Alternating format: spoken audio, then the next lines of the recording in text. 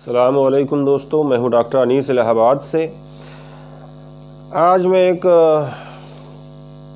जिस जानवर का गोश्त के मेडिसिनल इस्तेमाल के बारे में बताने वाला हूं, वो इस तरफ तो नहीं पाया जाता, गर्चे कि असम की तरफ पाया जाता है और एक विलुप्त प्राणी है और भारत का अजीमुश्शान जानवर है। इसका शिकार ना करा जाए और इसका शिकार अपराध है।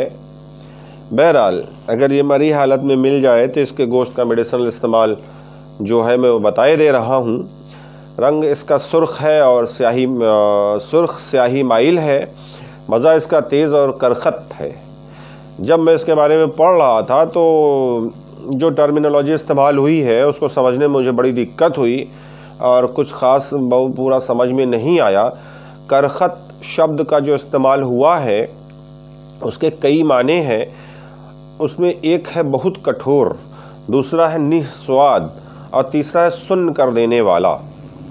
तो इसको पूरा पढ़ने के बाद जहाँ तक मैं पहुँचा हूँ, ऐसा लगता है कि इसका गोश्त खाने से ज़बान सुन्न हो जाती है और मिजाज इसका गर्म खुश्क है।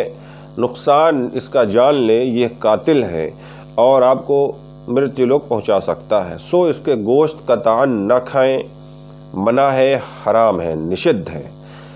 कार्य इसका जान ले, इसका गोश्त खाने से अंग में बहुत ज़्यादा सुस्ती होती है और आखिर में अंग और दिल की धड़कनें कमज़ोर हो जाती हैं और आदमी मर जाता है।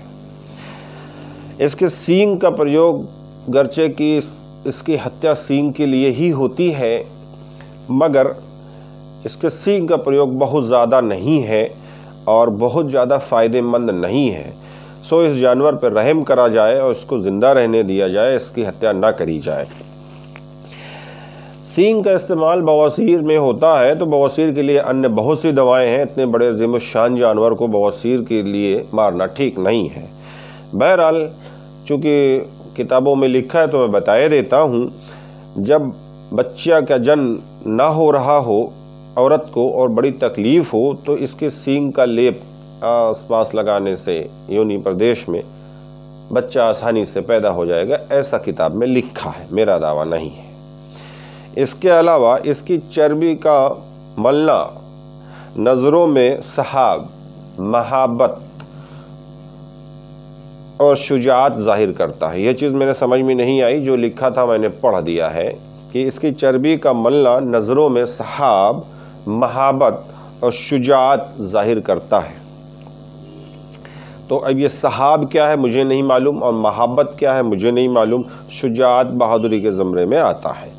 खाल को तिल के तेल में पकाकर जो तेल तैयार करा जाएगा उसके लगाने से फोड़े फुंसी ठीक हो जाएंगे और इसका गोश्त जहरीला है। तो गेंडे के बारे में इतना ही। जिन लोगों को मृत हाल में असम के आसपास मिल जाए तो वो इसका इस्तेमाल अपने भी बुद्धि विवेक से कर सकते हैं, ना ही करें तो ज़्यादा बेहतर है।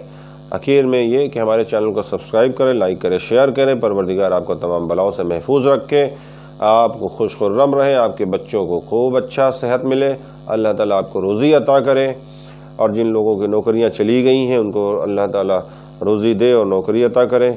कोरोना में सब लोग बेहाल हैं, सबके लिए ढेर सारी दुआएं। अस्सलामु अलैकुम व रहमतुल्लाहि व बरकातुहू।